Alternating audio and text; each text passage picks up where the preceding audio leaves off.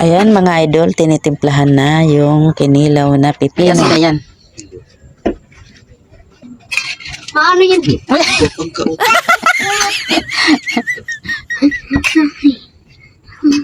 Ayan, may ano na yan. May... Gata. Anong gata? Ay, ano? May inihaw na isda. Lagyan pa pala ng kaunting asin. Ay, sukal.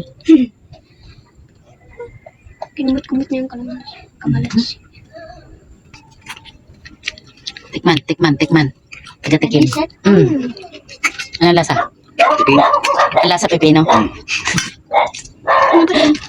Tikman mo, Dongga.